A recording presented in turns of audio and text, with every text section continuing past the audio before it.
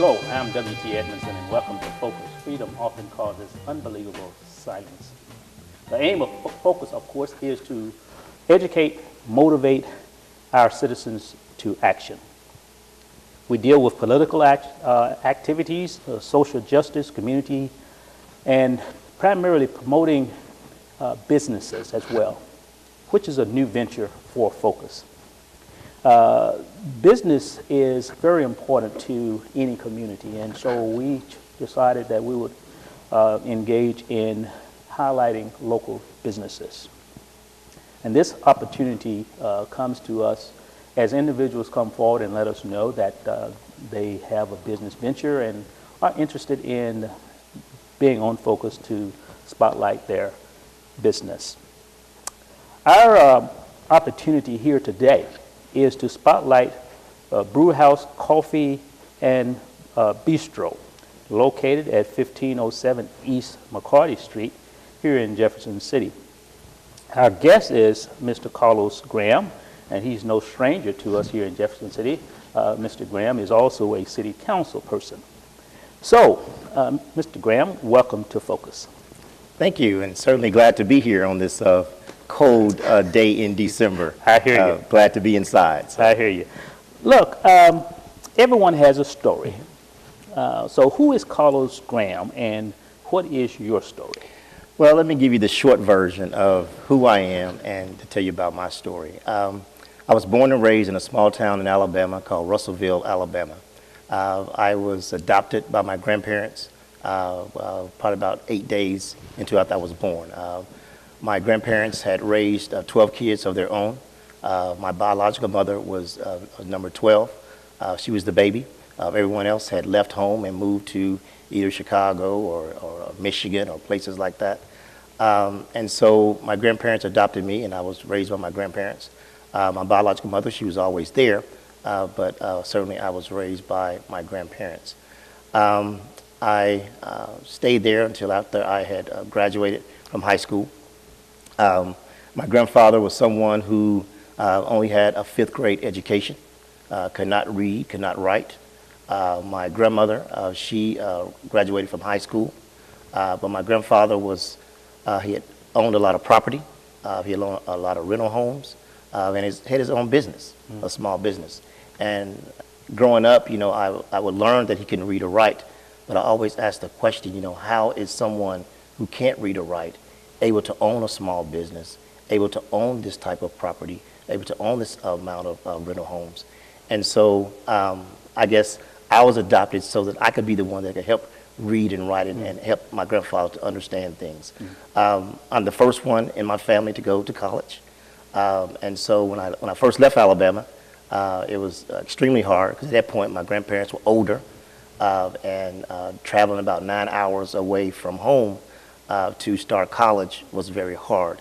I say probably the first 7 hours of that trip in that car was a lot of crying because I knew what I was leaving back in Alabama. But my grandfather, even though he didn't have the education, he was adamant that I would be successful in completing college. And so when it come down to finances and support, certainly I had that. So, but that's a little bit of who Carlos Graham is and my story. So. Okay. Coming out of college, what did you do immediately coming out of college? When I graduated from college, I had returned back to Alabama for a short time. And then I had a fraternity brother who was here in Jefferson City. And he had called me up and said, hey, there's a job opportunity here at Lincoln University. Why don't you apply for it? And let's just see where it goes. At that point, there was a residential service director in Perry Hall. So the fraternity brother is Mr. Ed Wilkerson, who is still here in Jefferson City as well, too. So I came up and I interviewed, and so I had driven back to Alabama. And the next day I got a call back and said, hey, you're hired. So now I'm back on the road driving another 11 hours to Jefferson City. So that's been almost 20 years ago. So it has been nothing but a joyous occasion. This is my home now. So okay. Yes. Now, before we get in and talk about your business, how did you happen to decide to get into politics? Politics has always been something that I had an eye on but I really didn't want to get involved in the beginning. And then there was my boss at the time, Mr. Ken Ferguson, who was involved in politics. And he encouraged me to start getting on different boards and commissions. And so the first board that I got on was the Planning Committee, 2000 Census Planning Committee, and I was heavily involved in that. And then from that point, I was on the Police Personnel Board for Jefferson City. And one of the first interviews that I actually done when I was here in Jefferson City was on the Carolyn McDowell show. And then that just really sparked my interest. And so I just wanted to be able to give back in some shape, form, and fashion. So. Okay, okay. Well, so how's the city going? It's going great. It's going great. So anytime that you can say that you have a nice reserve funds going, it's certainly great. Certainly we do have challenges with stormwater. We have challenges with our roads, but we just have to address those issues and keep moving forward. Yeah. Have a new mayor for the most part. And, yes. And also a new city manager. Yes. How is that working? It's working very well. As you all know, our mayor, she is a social media. That she do a selfie. She's and I always ask her. I said, Madam Mayor, how is it that you are in so many locations, so many places? Right. Are there two of you? And certainly, our manager Steve Kroll is doing a wonderful job. Came in and started making changes. And anytime you have changes, you're certainly going to start to start moving things around. And certainly some people are going to like those changes, and some are not going to like those changes. So, but he came in and made the changes that he felt was necessary to move Jefferson City forward. So, very proud of the leadership in Steve Kroll, and I am very happy to serve under the mayor with Mayor Kerry Turgeon. So. Yeah. Well, thank you. Thank you very much for that. Let's get into a little bit about your involvement in Jefferson City. What are some of your affiliations in Jefferson City? Okay, I am a proud member of the Jeff City Host Lions Club. I am but past president of the Lions Club, member of Alpha Fraternity Incorporated. I am also on the board of directors for Capital Region Hospital. I'm on the board of directors for Central Missouri Foster Care Adoption Association. And I serve as the board chairman for the American Red Cross, the Central and Northern Missouri chapter. So I'm heavily involved in our community in which I live and in which I serve. So very proud of that. Okay. Okay, you basically touched on how you happen to kind of get the entrepreneurial spirit coming from your grandfather. Mm-hmm. But a little bit closer home, what sparked that interest? It's sort of funny. 4 years ago now, when Dr. Rome came on, one of the things he wanted to do was see more involvement in the community. He wanted to see Lincoln University to be in the community, and so he tapped me to be the director of campus and community relations. And part of that was to go out in the community, visit the different coffee shops, see what's going on, see what the buzz is around town, see if there's any way we can develop partnerships and things like that. So with doing that, I would always go to the different coffee shops. And so I would go to Brew House, and I would always ask for Deb Brown, who's the owner then. And they would always say, she's not here. And then the next day I would go back. I said, well, where's Deb? She's not here. And then the next day I'm like, is Deb around? No, we haven't seen her in like a week. I'm like, you haven't seen her in a week? They said, yes, she hardly ever comes through.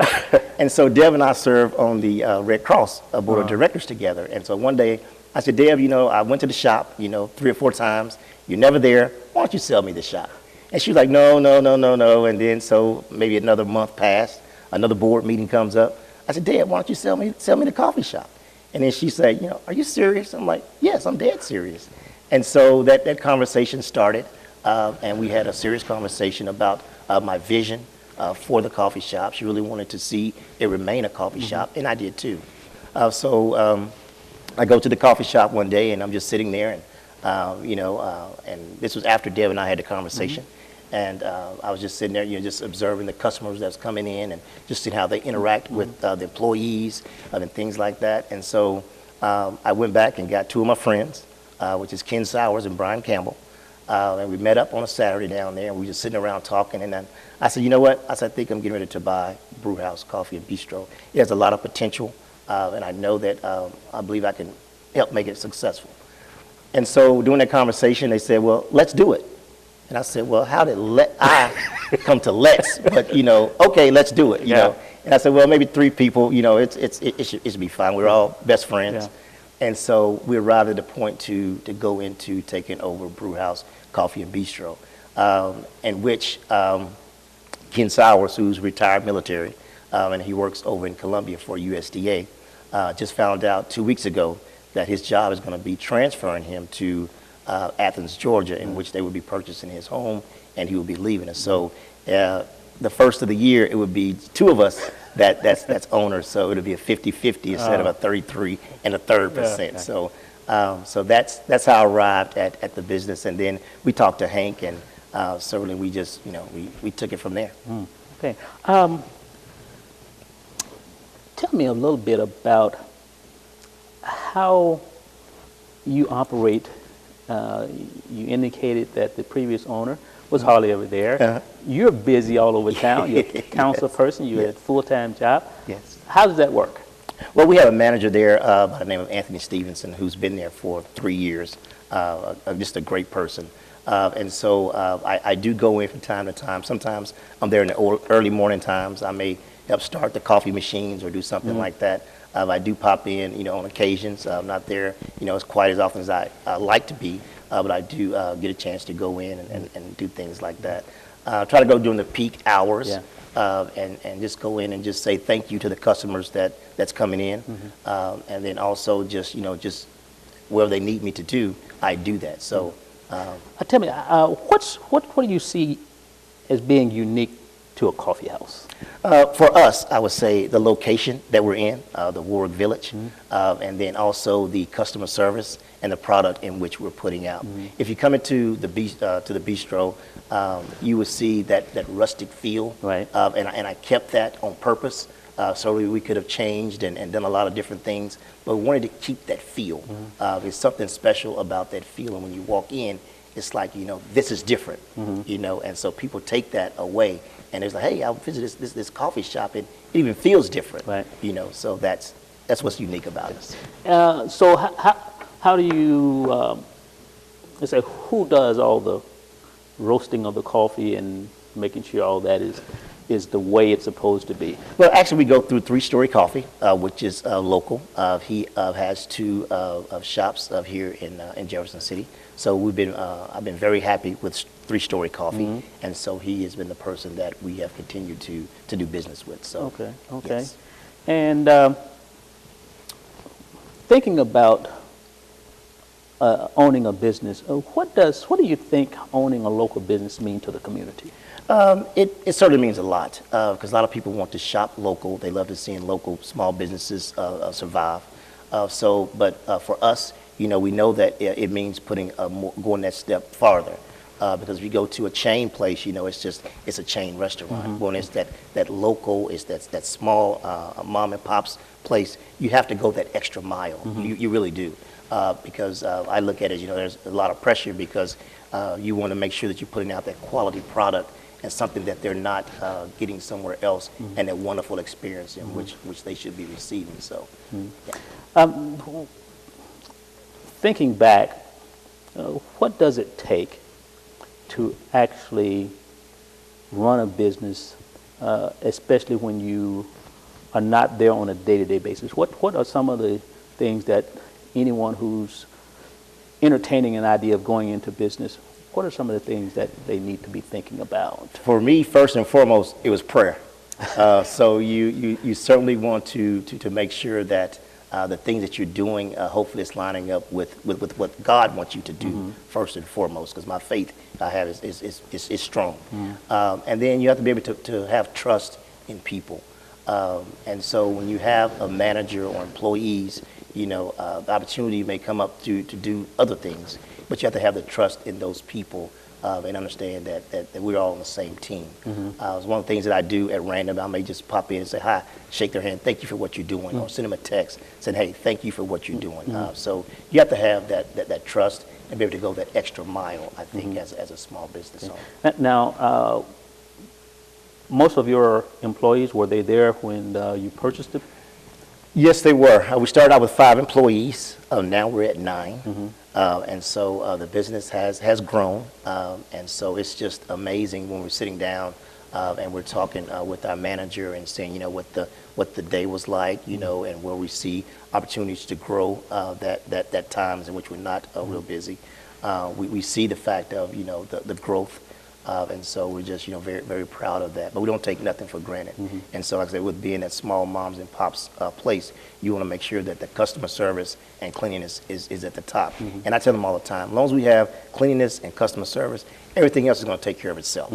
The customer, they're going to fall in place because they're told about the experience. They're told about the customer service in which they're receiving. And so that's going to drive the business. Well, you basically answered my next question, was basically talking about you're kind of off the cutting path. Yes, yes. And so how you go about ensuring that you have those repeat customers. Right. You do it through social media, of course, and then you do it by word of mouth. And you, like I said, you hope that everybody who comes in the business is getting that experience, and which they can go out and tell others. We have done in the past, we're doing now, running some commercials through own media. But I have learned that, those things can be very expensive, especially when you're first starting out. There's different things in which you have to pay. And so being in that small business, and you want to grow it, but you want to make sure you're growing it in the right way, So I've been approached to look at, running this on the television or this through radio. We have to make sure that we have the infrastructure in place to support it, which we have. And right now we do, but I have learned that it does cost. Yeah. It's amazing to me how successful social media is, Yes. and I've seen some people are, they are fantastic with putting things together on Facebook and other media to get the word out there. And it's amazing how short-circuiting the standard form of advertising is out there. And we have one of the young ladies who works for us. Her and her sister both work there. She is very good with social media, Facebook, and being creative and those type things. So we're very fortunate enough to have her.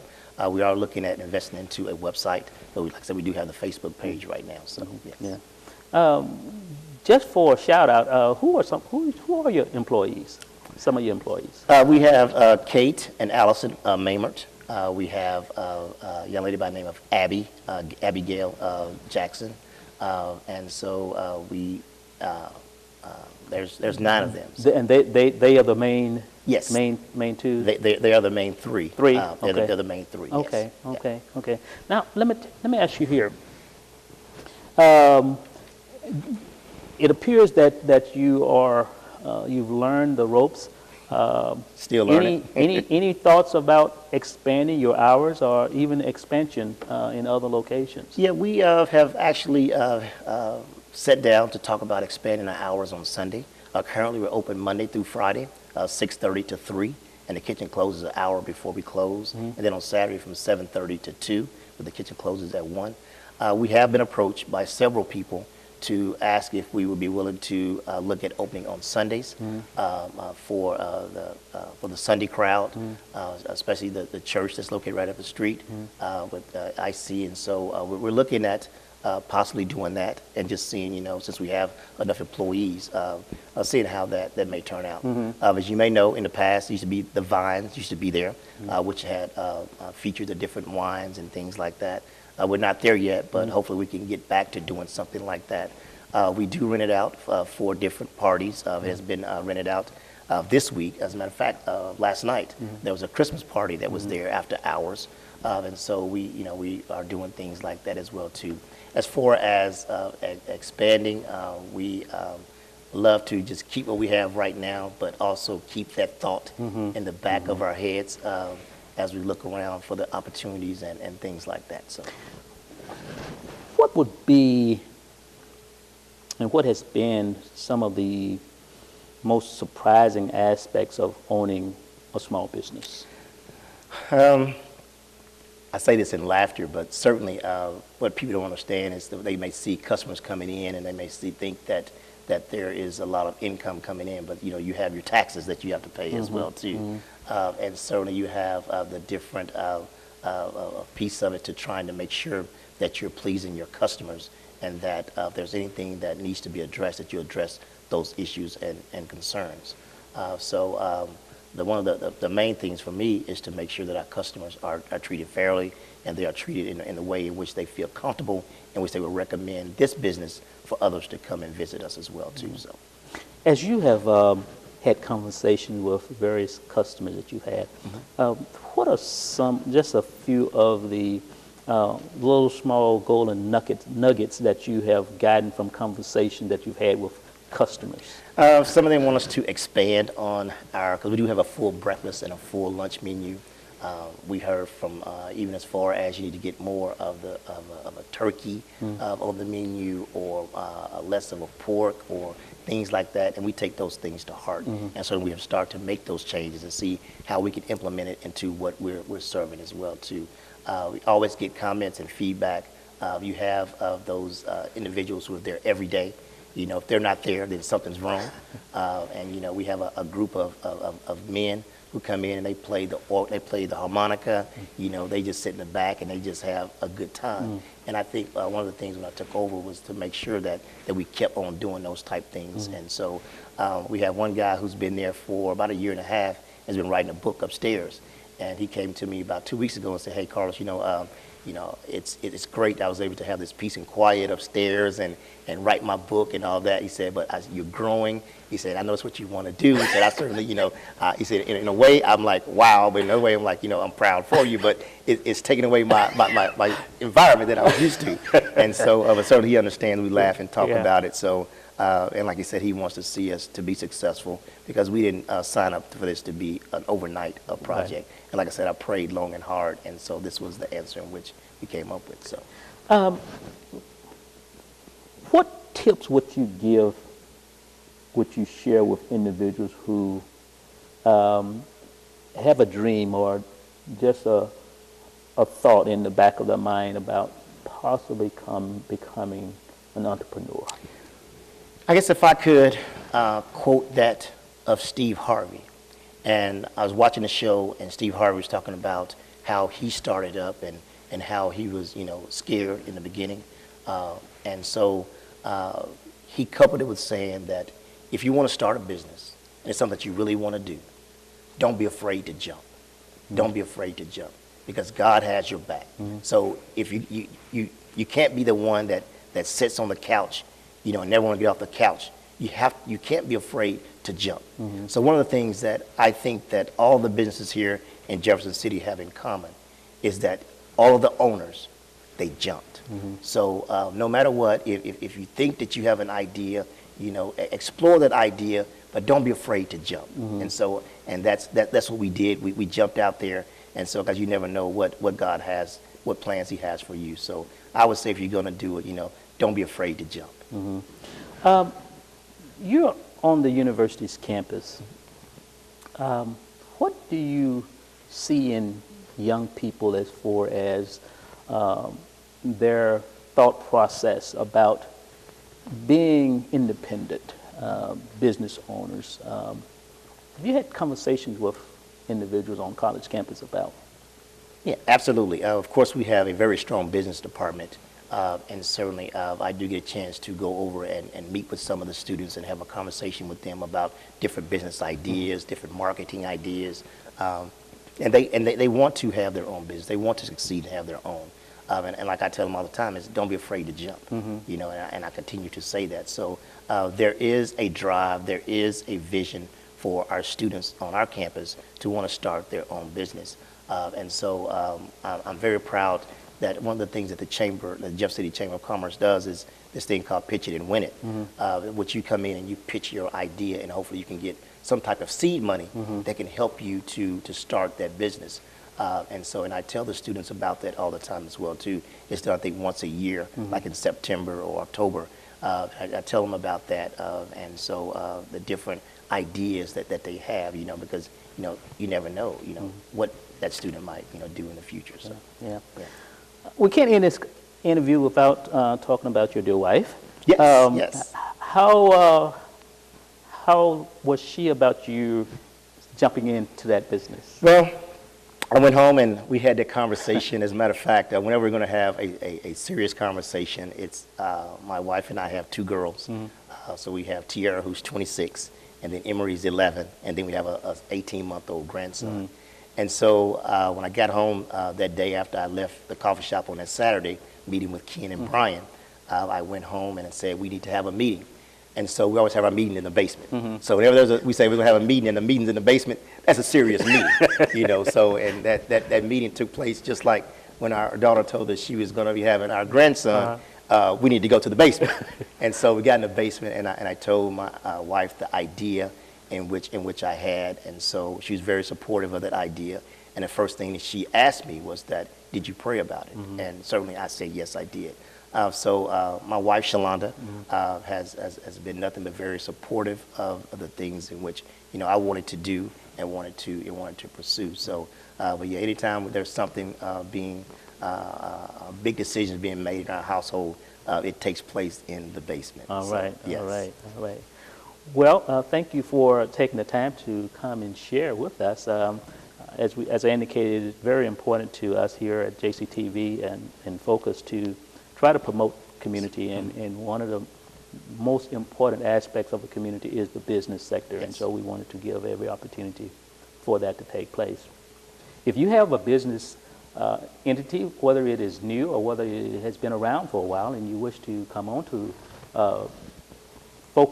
Business Focus, please give us a call here.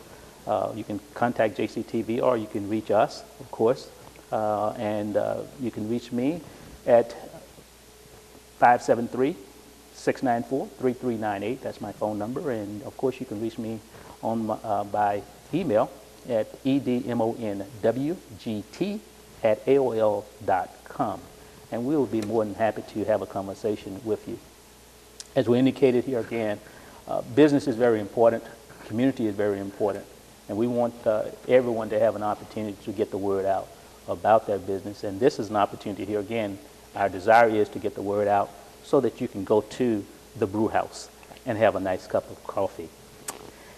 We've been talking with Councilman Carlos Graham, who is one of the proprietors of the brew house and bistro here in Jefferson City, and it's located at 1507 East McCarty Street.